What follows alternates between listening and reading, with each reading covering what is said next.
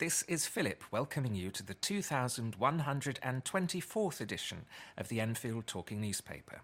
Our dateline is the 30th of November, 2017. It's very cold outside, hopefully warmer where you are. Our readers this week are Rukhsana and Dem is also on the controls, multitasking. The production and distribution this week is Phillip, Alan and Ali. Our title music is Country Rock Polka, composed by Pat Prilly, Fernand Bouillon, Harry Breuer, and performed by Jean-Jacques Perry, and is used with his kind permission. The local news stories that we read come from the Enfield Independent and the November edition of the EN magazine, and are their copyright. The events information has been collated by us from other sources. The lead story this week, Like a Murder Scene, Masked Thugs Attack Elderly Couple. Before the news, we have one or two special news items and notices. First of all, the sunrise and sunset times for the week beginning the 4th of December are 07:43 and 15:54. Do get in touch with us to share your own news and special announcements, because we love to hear from you. If you have any comments about the Enfield Talking Newspaper, please give Diane de Jersey a call on 020-8805 6578. She's your listener's representative and will be pleased to help you.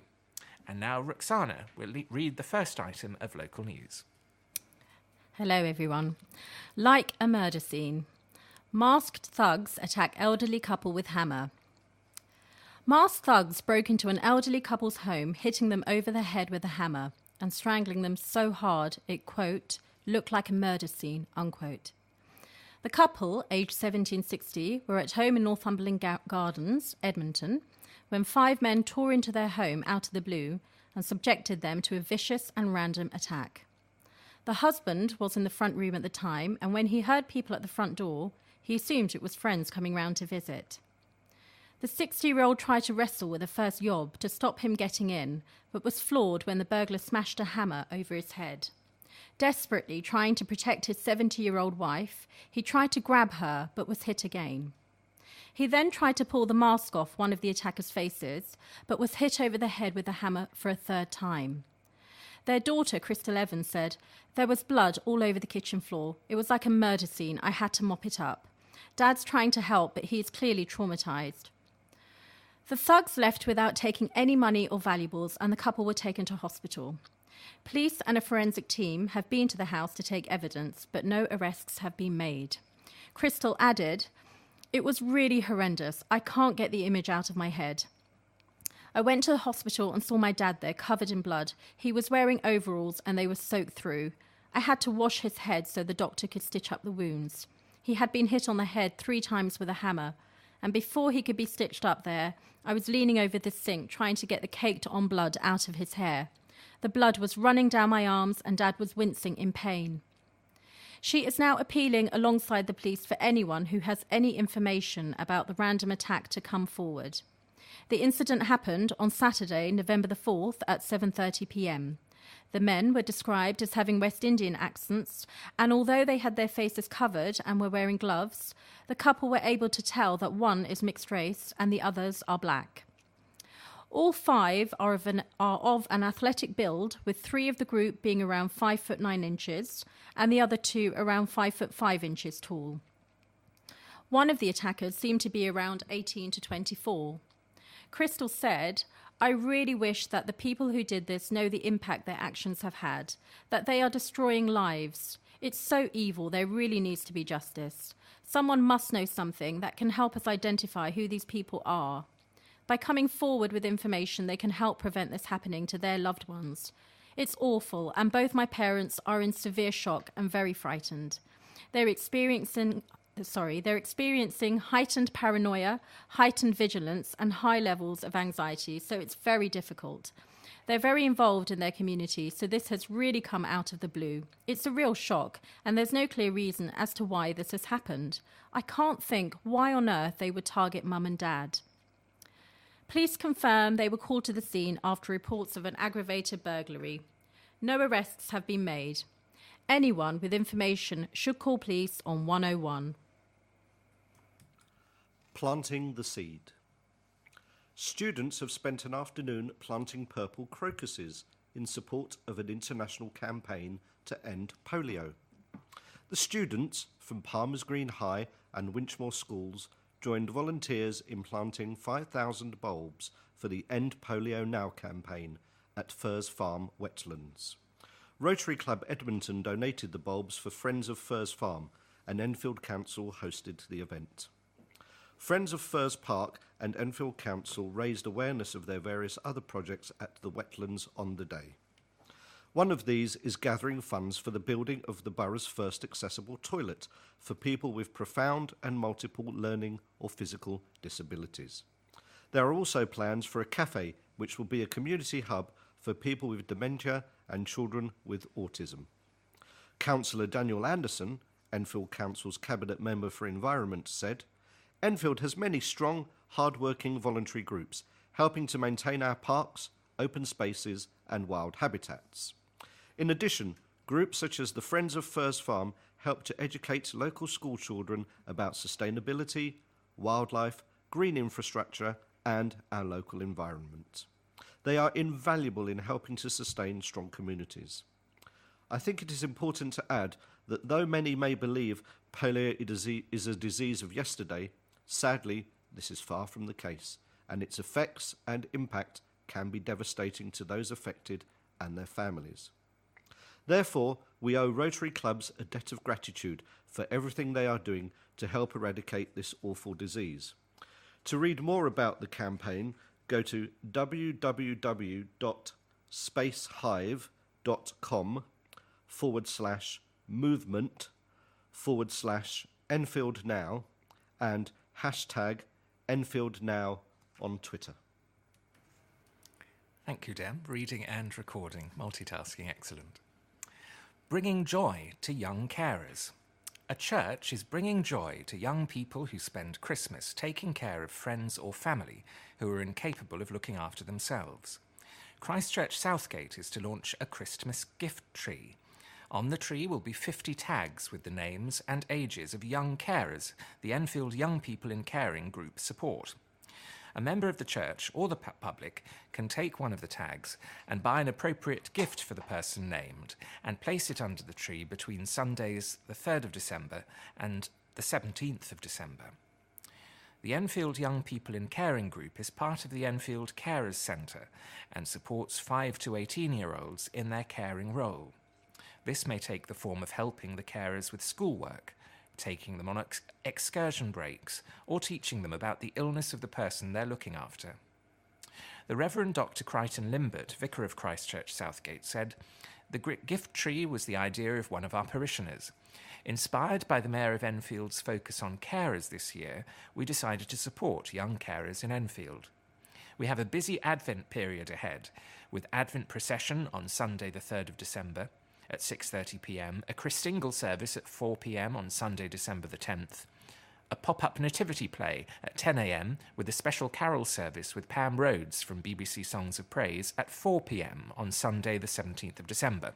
So there are plenty of opportunities to come inside, take a tag from the gift tree, and return with a present. A Christmas party is planned, where the Enfield Carers team will hand out the presents. Fiona Jones, Deputy Chief Executive of the Enfield Carers Centre, said, "We're hugely grateful to the congregation of Christchurch Southgate for their kindness and generosity. We have over 400 young carers on our books, many of whom are dealing with mental health, long-term illness, disability or substance misuse in their families. To receive a gift will mean the world to them and make their Christmas a little more special. Thank you again. This is what Christmas is all about."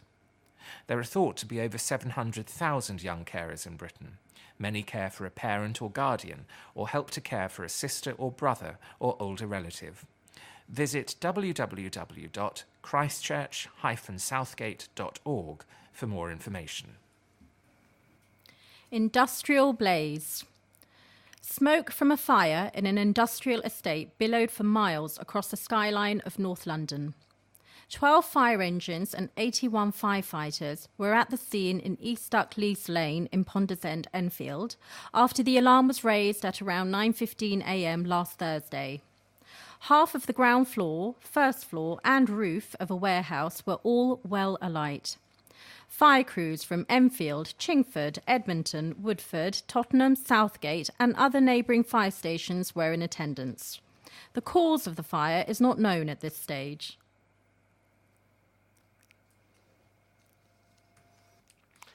Visit opens up a new world of possibilities. A visit to a university opened up a world of possibilities to students. All of Nightingale Academy's Year 12 went to the University of Hertfordshire to taste life at a higher education institution. The 16 and 17-year-olds looked around the campus, went to workshops and met current students. Nicola Hunt, Nightingale Academy Careers Advisor, said, "The idea of this trip was to get our sixth form students thinking about university. It was an inspirational trip which exposed our students to university life. For some, it was the first time they had the opportunity to get this kind of experience. The trip was really good and gave them an insight into what it might be like to study at university. We have already taken students to visit universities in London and hope to also get them along to Cambridge to expand their experiences and widen the variety of universities they sample. The university advised students on writing their personal statement applications and spoke about how to finance studies. Student Gufran Hashimya said, "I enjoyed going to see people studying at university. It helped me to understand the variety of different options I have in the future." Questions after Christie film. And this is another story about students from the Nightingale Academy. A trip to the cinema gave students the chance to quiz the great-grandson of one of the best ever murder mystery writers. Edmonton's Nightingale Academy Year 11 BTEC students were invited to a special screening of Murder on the Orient Express at the Odeon Covent Garden. They spoke with Matthew Pritchard, the great-grandson of Agatha Christie, who wrote the novel on which the film is based. Mr. Pritchard and the Nightingale Academy students took part in a question and answer session. Robin Marsden, head of faculty, said when we arrived at the cinema, there was a copy of the book on each person's chair, and students were also given badges. The event was being filmed, and some of our students were interviewed after they'd watched the film. They enjoyed it and really liked the trip. A film festival organised the trip to the cinema, which was a reward for the students completing their final performance assessment. Building communities. Sports training session at new 3G pitch. A sports training session at the launch of a new 3G pitch saw pupils and counsellors show off their ball skills in a kickabout at Enfield playing fields. St John's Church of England primary school pupils were joined by the Mayor of Enfield, Councillor Christine Hamilton and Councillor Daniel Anderson in the game. Councillor Ifa Orhan, Cabinet Member for Education, Children's Services and Protection, supported from the touchline. Councillor Daniel Anderson, Enfield Council's Cabinet Member for the Environment, said, "Enfield Council wants to see more people active and engaged in physical activity. This superb new facility will help support grassroots football within the borough. In addition, surplus revenue generated from this facility will go towards improving other grass pitches in the borough, which means the whole of Enfield will benefit.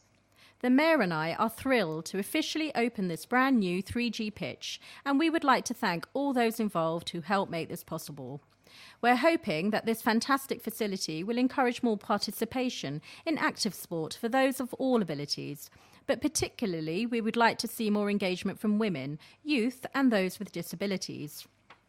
This is further evidence of our commitment to help build strong communities." Enfield Council's Sports Development Team organised the activity at the football pitch at Enfield Playing Field. A Premier League and Football Association Facilities Fund grant made the pitch possible. The Football Foundation delivered the pitch Enfield Town FC, schools and other Enfield-based football clubs will use. Paul Reid, Enfield Town FC chairman, said, "Enfield Town FC fully supports this initiative to enhance the borough's growing reputation in football. We have a clear aim to increase accessibility, and the 3G pitch will help achieve this vision. Along with our partners at Enfield Council, we want to be a fully inclusive club and a social centre for the community, with the new pitch acting as a hub for sporting excellence." The Football Foundation, established in 2000, is the largest sports charity in Britain. The Premier League, FA and government fund it through Sorry, I'll start that again. The Premier League, FA and government fund it through Sport England. It works to improve new and refurbished grassroots sports facilities to make playing sports more enjoyable.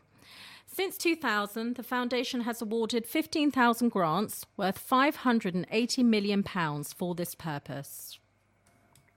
Food poverty is a growing problem.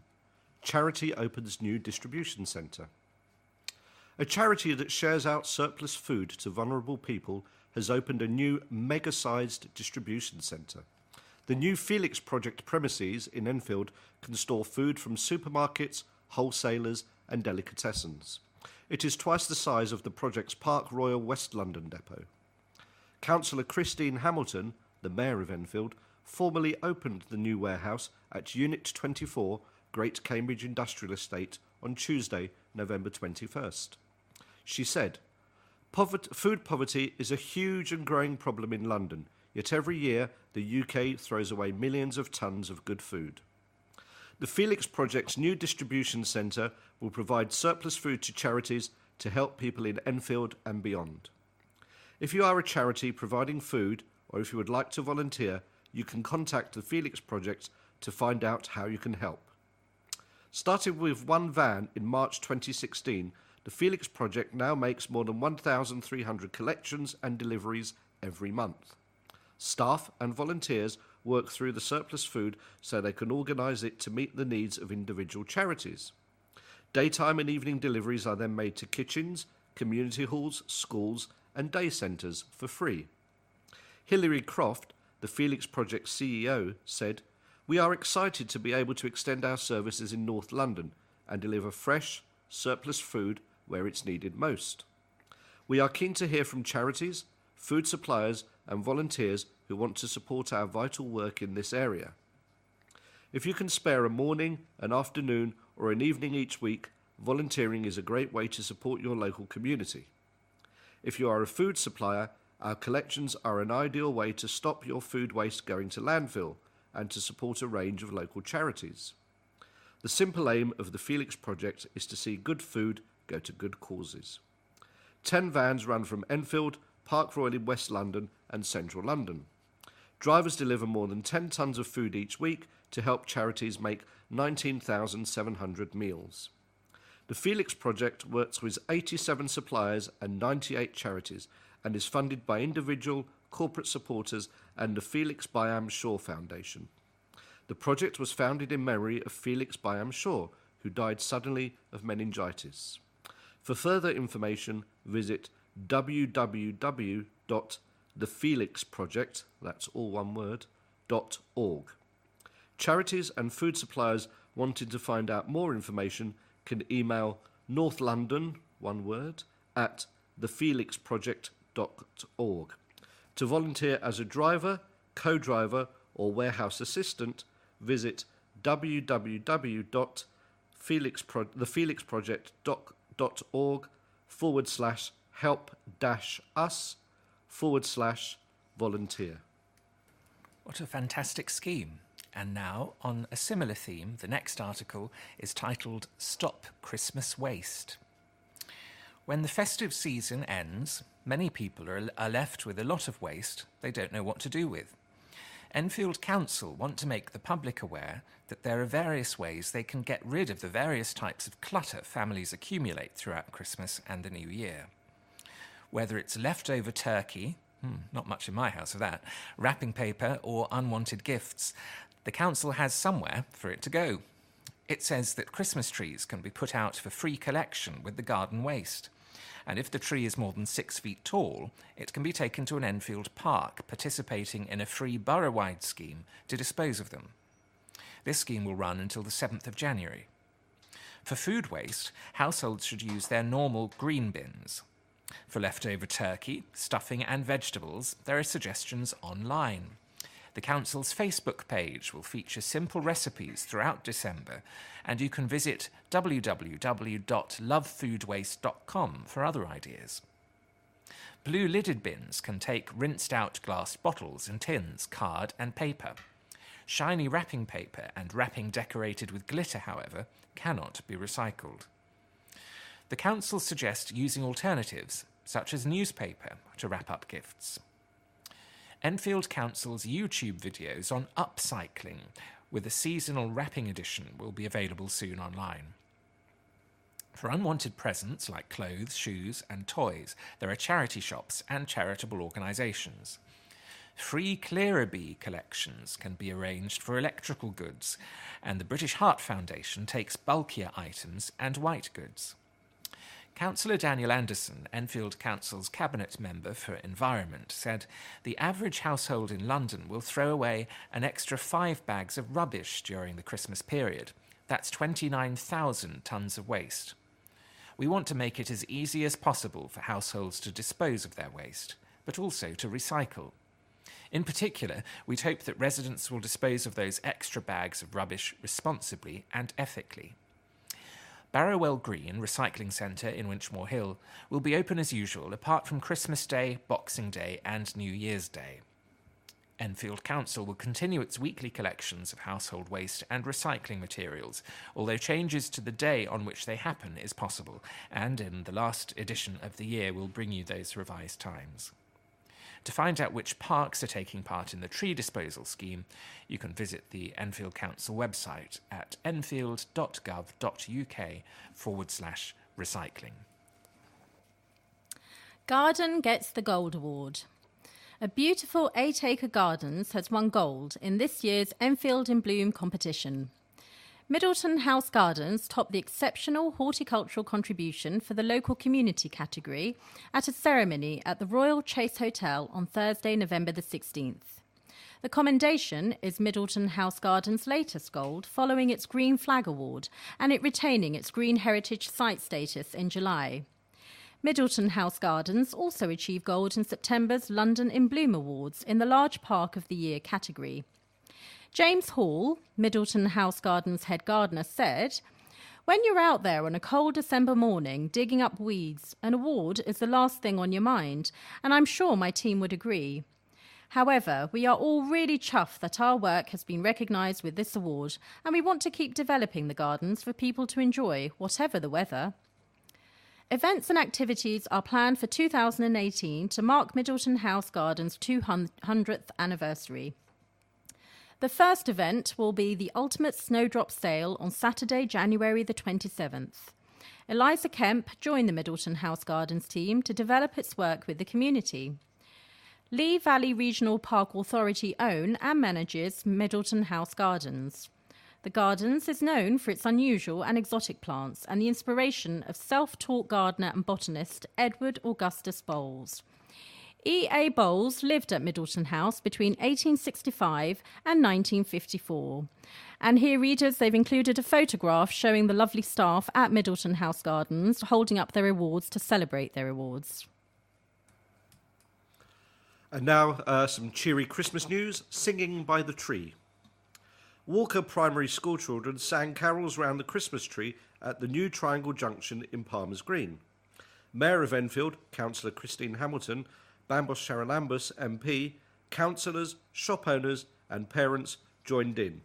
They all watched as the town's Christmas lights were switched on at 4 p.m. on Thursday, November the 23rd. The Palmer's Green the Palmer's Green Business Association organised the switching on of the Christmas lights. Hard-hitting talk for young drivers. A school has taken part in a road safety campaign. The Nightingale Academy in Edmonton put their Year 12, 16 and 17-year-old students through the Safe Drive Stay Alive programme. Students watched a hard-hitting performance and listened to talks from emergency services representatives as part of their learning. The representatives told the students about what they'd seen and dealt with as a result of road accidents. Enfield Road Safety Team delivered the scheme and will organise a workshop next year to see if the day has had an impact. Nicola Hunt, pastoral lead at Nightingale Academy, said, Safe Drive Stay Alive was a very emotional event, as it was all about real-life situations. Students heard stories from the emergency services about life or death situations and examples of where people have died in their arms as a result of a road collision. Someone in a wheelchair who suffered brain damage spoke about how it had affected their life.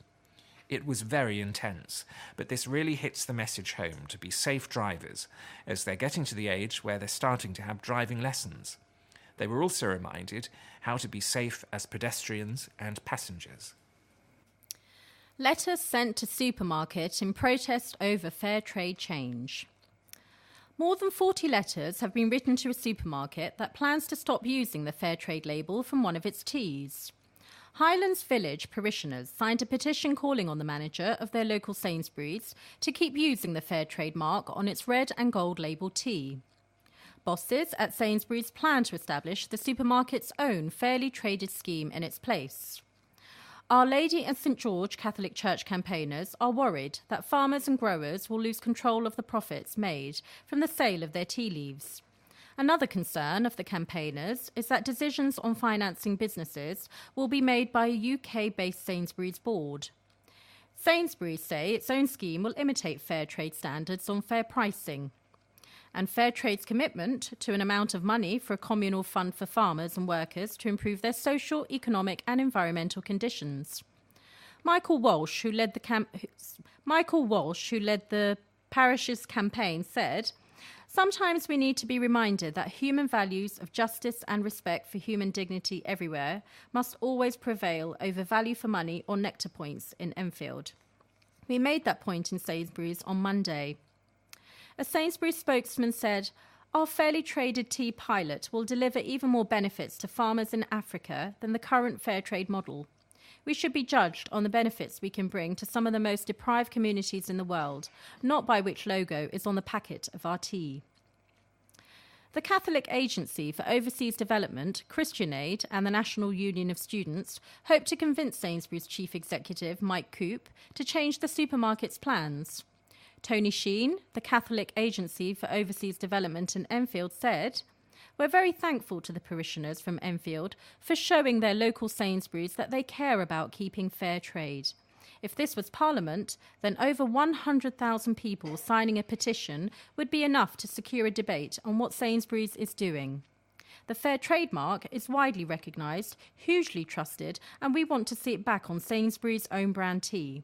Hopefully, the acts of Michael and other parishioners will help Sainsbury's come to that decision too." Visit www.cafod.org.uk/fair trade for further information.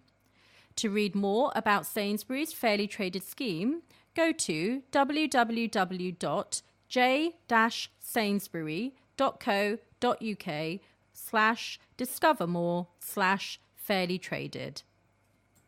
And now, letters and what's on. And this is a letter from Hannah Vint, who is a fundraiser at the Children's Trust. And the letter's headlined Festive Friday. As the festive season approaches, we're asking readers to help us raise money for some very special children during their Christmas celebrations this year.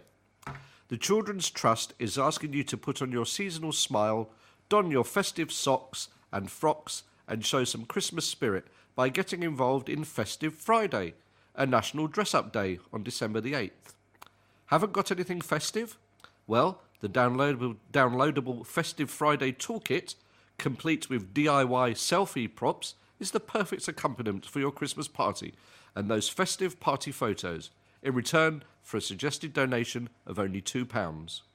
Each pack includes classic Christmas pudding glasses, Santa's hat and beard, a trendy holly bow tie, and some naughty and nice signs to stir things up a bit. Money raised will help support children with brain injury from across the UK. Sign up today at www.thechildrenstrust.org.uk/Festive Friday. Thank you. And I've got some news of a Christmas grotto on the 9th of December, and it's being run by the Hatters Explorer Scouts and takes place at Church House on the Green, Waterfall Road, Southgate, from 2:30 p.m. to 6:30 p.m. on the 9th of December. and it's raising money for the Hatters Greenhouse Project, which is a fantastic project that they're running, Explorer Scouts. They're building a sustainable greenhouse in a remote mountain village in Peru, and the idea is that villagers there will be able to grow their own food and support themselves, and they're working in partnership with a charity called Living Heart.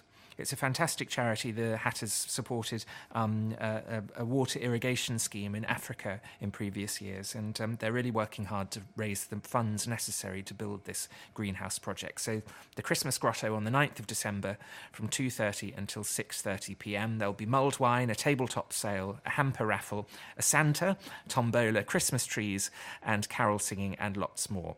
Contact Daniel Ingle if you want more information. His number is 0797777 185 981. Or you can email hatters.esu, that's the Hatters Explorer Scout Unit, hatters.esu@gmail.com. There'll also be Christmas trees for sale, and you can pre-order those by contacting Dan, and the prices range from £40 for a 6-foot tree to £60 for an 8-foot tree, if your house is that big. Then if you'd like a tree, to reserve a tree, give Dan a call. Free events on at Edmonton Green Shopping Centre. Christmas Craft Saturdays from 11 a.m. to 4 p.m. Join in the festive fun in the run-up to the big day. Next up, on Saturday the 9th of December, decorate a Christmas card and personalised present gift tag for loved ones on at the South Mall. And finally, on Saturday the 16th of December, make sure Santa stops at your house this Christmas Eve with a handmade Santa Stop Here sign on at the North Mall near Costa. Well, I'm certainly hoping that Santa will stop by at my house. But, in the meantime, here's another letter from Jeremy Hughes, who's the Chief Executive of the Alzheimer's Society. And it's entitled, Keep Pressure On. In the budget, Phillip Hammond promised additional funding for the NHS, but none for social care. While the extra money for the NHS is hugely needed, by neglecting social care, the government is just filling up a bucket with holes in it. They have ducked an opportunity to put into action their commitment to tackle dementia care head on. People with dementia will rightfully feel betrayed and abandoned. Alzheimer's Society's helpline has taken too many desperate calls from people who are scrimping and saving to pay for care, unable to put the heating on, forced to sell furniture and empty their bank accounts. The absence of state support for vulnerable people with dementia is a travesty and an embarrassment for our society. The government says it is committed to action to address the social care crisis. We need to see more evidence that this is being prioritised.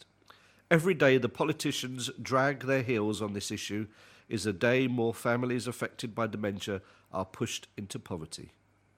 We need your readers to unite with us to keep the pressure on government in the coming months.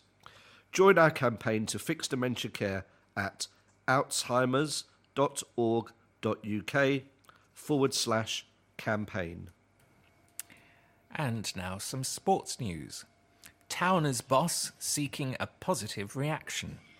Manager Andy Lees would have been hoping for a significant improvement last night after Enfield Town made it all too easy for Leatherhead on Saturday as they fell to a 2-0 defeat. The Towners were preparing to face Folkestone Invicta as the Enfield Independent went to press, looking for their first away league win since August, after Saturday's road trip saw them beaten by 2 second-half goals from Niall McManus. Lees was able to welcome back Sam Rumans from injury, and Sam Youngs was available again, but Aaron Green remained sidelined with a knee problem for a game against a Leatherhead side making their last outing prior to this weekend's FA Cup second-round trip to Wycombe Wanderers. The hosts were soon on the offensive, and Sean Clossey's cutback from the byline on the right was headed clear by Adam Martin. Enfield responded with Elliot Benyon playing in Mario Notto, but he was flagged offside before a Darren Pearce free kick found Benyon at the back post, but he fired over. Both Sean Theobalds and Liam Nash had shots blocked, and soon after Theobalds latched onto a loose ball and drew a relatively comfortable save from Joe Wright. Opposite number, Zaki Ullah was able to save without too many problems from a Benyon downward header, following a deep Young's free kick after 20 minutes. Young's then fired well over the top, and Mickey Parcell's dangerous cross was well anticipated and dealt with by Ullah.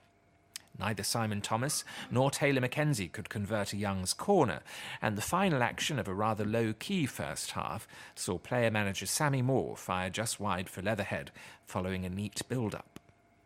One of the few clear chances to come Town's way came when, soon after the restart, Simon Thomas couldn't capitalise on a good cross from Benyon on the right. Then, in the 54th minute, the visitors were undone by a rare glimpse of quality in the final third from either side when McManus found himself in sufficient space to be able to control the ball and curl a fine left-foot shot past right into the bottom corner.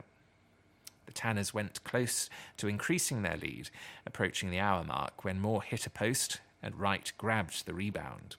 Mackenzie's header was kept out by a combination of Ullah and the impressive Yanis Ambrosian at the other end as Town tried to get back on terms. Parcell and Rumans both tried their luck from distance, saved and off-target respectively, but a terrible defensive mix-up settled the outcome of the game when McManus was eventually free to steal in at the far post and convert. Ignatians suffer big park loss. Improved display not enough as Enfield Club dropped down a place. It was another tough day at the office for Enfield Ignatians, who slipped down a place to 10th in the London 2 North West rankings, following a 58-14 away defeat to Belsize Park at Regent's Park. The final score doesn't tell the whole story, as Ignatians delivered a much improved performance after the Hackney debacle in terms of attitude and work ethic, and, had they held their nerve at key moments, could have returned home with a losing bonus point. Although Ignatians unwittingly gave their opponents a helping hand in the form of a 14-0 lead, the Blue and Golds clawed to within 7 points after man of the match Dave Gear claimed a fine try following some excellent interplay between Jake Bates and Keir Bonnar. Blowing hot and cold, the visitors then proceeded to lose their way again. Their defence was nowhere to be seen as the Park scrum half scampered clear, and the hosts also twice successfully isolated full-back Dan McDermott to go 32-7 clear on 50 minutes. However, Ignatians set themselves a second half objective of adding 3 further tries and collecting a losing bonus point, and they went halfway to completing their mission after the alert Gear pounced for try number 2. Enfield instigated some more good attacks, but a third try was chalked off as the ball was deemed to have been spilled forward over the line. The home side, having been let off the hook, redoubled their efforts, and with the tiring Blue and Gold starting to drop off tackles, their opponents collected a further 4 tries to run out handsome winners. And now, football. Borough leave it late to overcome Broxbourne. Enfield Borough needed an 88th minute goal to claim a 2-1 victory at the Queen Elizabeth Stadium against FC Broxbourne Borough on Saturday. Despite their lowly league position, the Hertfordshire team provided spirited resistance against an Enfield side whose football became more disjointed and desperate as it started to appear that the win would elude them. Broxbourne set out their stall early, getting men behind the ball in an attempt to frustrate Enfield, but the home team still created some good chances. The best arrived in the 18th minute, when visiting keeper Liam Nugent fumbled Jemiah Plenty Lawrence's corner, but he redeemed the situation by saving both Richard Ennin's shot and Solomon Nwabwoki's follow-up. A minute later, Taj Kennedy was brought down in the penalty area, but the referee waved away Enfield's appeals. The visitors started to play with some greater adventure and had some chances of their own, but the manner in which they took the lead 5 minutes before the break was fortuitous. A harmless ball into Enfield's penalty area was nodded back to his keeper by Guy Kianjabini. However, Elgi Fejko had left his goal to collect the ball, and both players could only look on in horror as it nestled in the back of the net. However, Kianjabini was soon to score at both ends, glancing home Plenty Lawrence's near-post corner within 5 minutes of the restart to equalise. Suitably encouraged, the Panthers went on the hunt for more goals, but were repeatedly denied by the inspired Nugent, who was on a one-man crusade to deny the host the 3 points, as Enin, Isaac Stevens, Kennedy and Nwabugoki were all thwarted, the latter with a wonderful flying save from a free kick. With it looking increasingly like Borough would have to settle for a draw, they scored the winner when captain Dervin Hurd set up the unmarked Stevens to convert from 12 yards. And now some articles from the November edition of the EN magazine. Time to get your Christmas cards. Have you thought about what your Christmas cards will look like this year?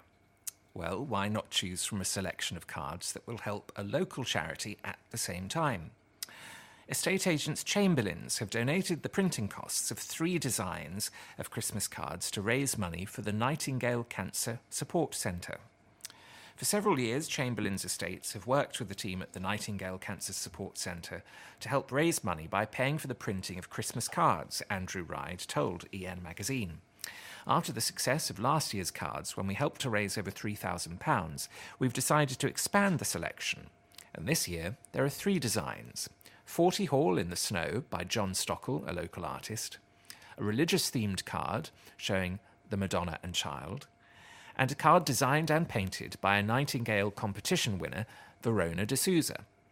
A pack of 10 cards costs £4, and 100% of the sale proceeds will go direct to the Nightingale. We've set ourselves a target to try and raise £4,000 for the Nightingale Cancer Support Centre. The cards will be available from the Nightingale Cancer Support Centre, branches of Chamberlains Estates, local businesses, schools and churches. Homes discount for local people. Hertsmere residents and people with a local connection are being offered help to get on the property ladder, thanks to a pioneering council scheme.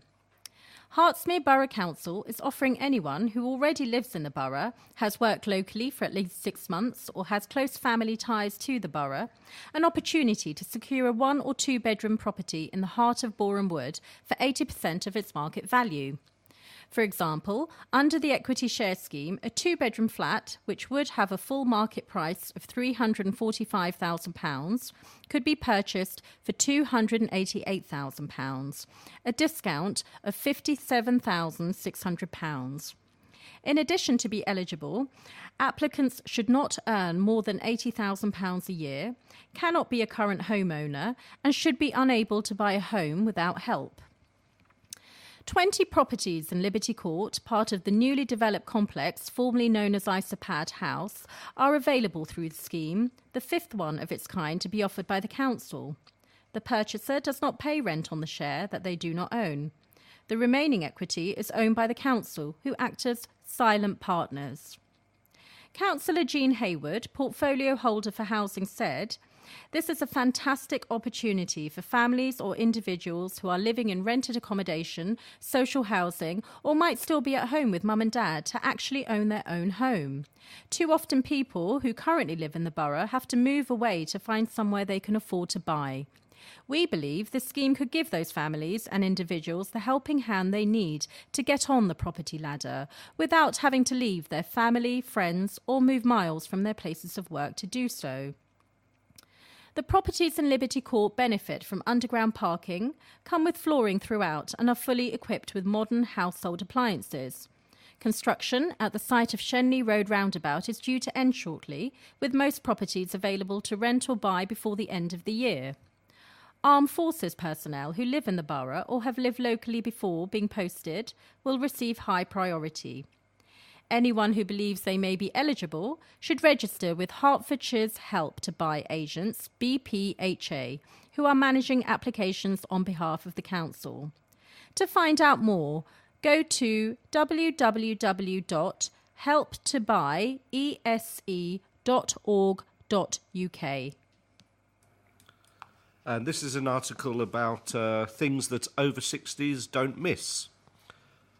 Ferrying the kids around, having a boss who breathes down your neck, and the daily stress of running a family home have emerged among a list of the things the older generation do not miss about being younger, according to a new study. Worrying about your weight, being woken up by the sound of an alarm clock, and the constant juggle of work and childcare also emerged as aspects of life the nation's retirees are more than happy to have left behind. Researchers polled adults aged 60 and over and asked them to list the life activities they do not hanker after, including sitting exams, worrying about what people think of you, cooking meals for the family every night, and waiting for payday. Ironing school uniforms on a Sunday night and hosting the family Christmas were also glad to see the back of in our golden years. Of those polled, 87% said although they enjoyed their youth and missed certain aspects of it, they are just as happy now as they ever were, with nearly two-thirds, 63%, saying they are happier now than they ever have been. More than half said their relationship with their spouse was at its best now, with half saying that it was due to not having the stress of work and running a family home. Nearly three-quarters of those polled said they were happy with what they had achieved in life, with marriage, children, owning a home, and travelling the world amongst the biggest accomplishments.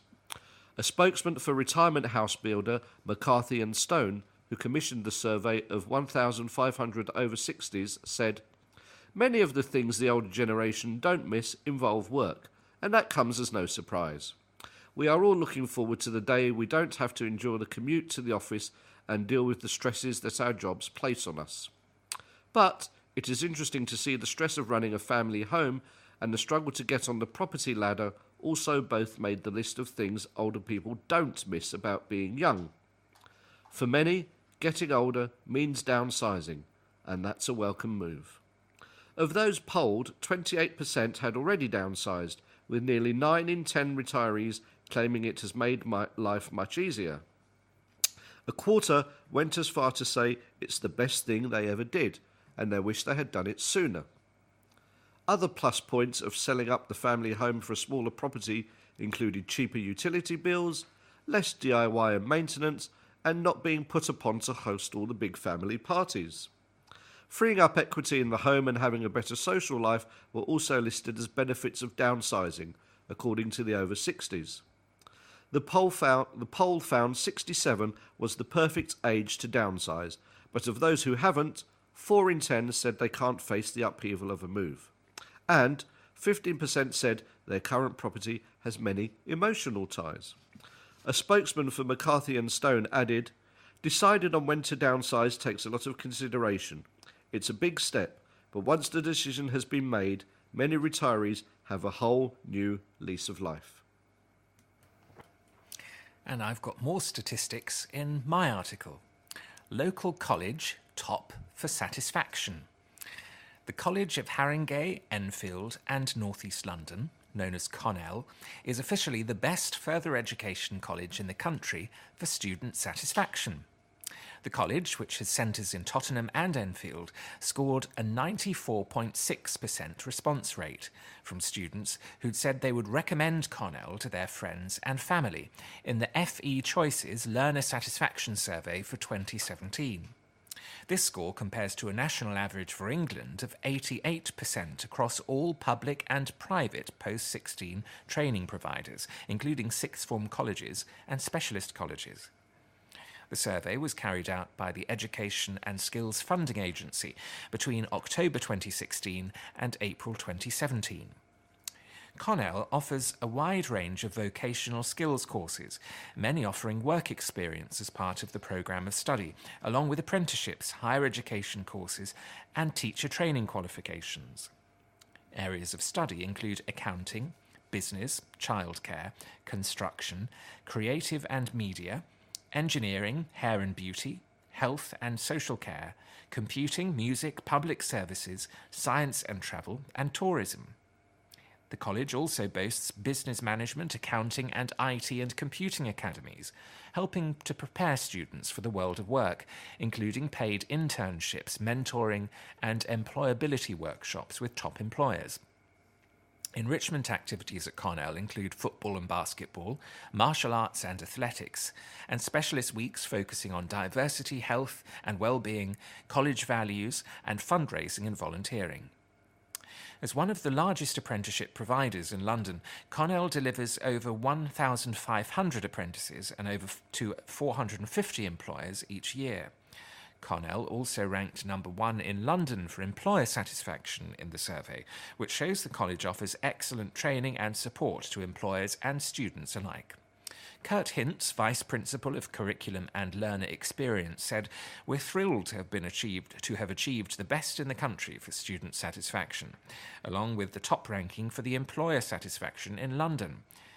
The fact that our students and employers have recognised Cornell as a great place to study and would recommend the college to their friends and families is one of the best endorsements we could possibly have." New vehicles to bolster the fight against fly tippers. The fight against fly tippers in Enfield has stepped up a gear with the purchase of 6 new vehicles by the council to help boost street cleansing operations. The new vehicles will offer improvements to the current arrangements, with each vehicle equipped with tool storage and a lift platform to allow staff to sort and check fly tip waste, whilst maintaining a swift and efficient removal service. The service operates from early morning through 2 work periods, collecting waste illegally placed on the street. The vehicles will increase capacity and help to reduce the number of miles driven to and from the waste transfer station. With fewer journeys, the vehicles will also boost the council's green credentials while spending more time on Enfield streets, helping to keep them clean and safe. They've also been designed to safely transfer fridges for recycling, ensuring that damaging CFCs are removed from the environment. Enfield Council's Cabinet Member for Environment, Councillor Daniel Anderson, said, "Our street scenes and housing teams work hard to help keep the borough clean. These new vehicles will markedly improve their ability to operate effectively and efficiently. The vehicles will be available for duties for longer periods, allowing officers to carry out their services on a more regular basis. The decision to update the current fleet was taken as the older vehicles were past their prime and their efficiency was waning, as well as saving the council money over a 7-year period versus the previous lease trucks. The new vehicles are also greener. They are compliant with any proposed extension of the London ultra-low emission zone, making sure our carbon footprint from vehicle operations is kept to the absolute minimum." Councillor Anderson added, "The vehicles will have better fuel efficiency, reducing pollution and improving air quality, all helping with the council's strong communities priority."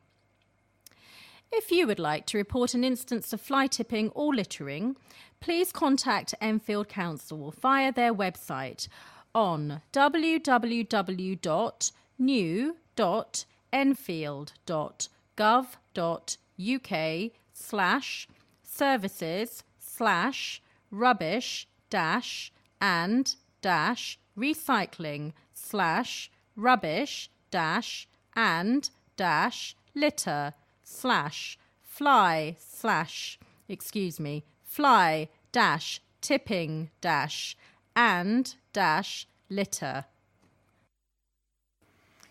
And that was Rukhsana expertly bringing this edition to a close and reading for the first time. Did brilliantly. Thank you so much. And thank you to Dem as well on the controls this week, as well as reading. Peter and Danny, both missing from our team this week. Danny's jetted off to warmer climes. Don't blame him. It's freezing today. Hopefully warmer where you are. Thank you very much for listening. And so from the team of Rukhsana, Dem and Phillip, Goodbye. Please remember to turn over the address label in your postal packet, put the memory stick into the packet in a closed position, and return it to us as soon as possible in readiness for the next edition. Don't forget, you can call Diane de Jersey regarding any help you may require in connection with the Enfield Talking newspaper. And her number is 020 8805 6578. 020 8805 6578. Coming up next, the latest news and information for Greater London from InfoSound. The Enfield Talking newspaper will be with you again in 1 week's time.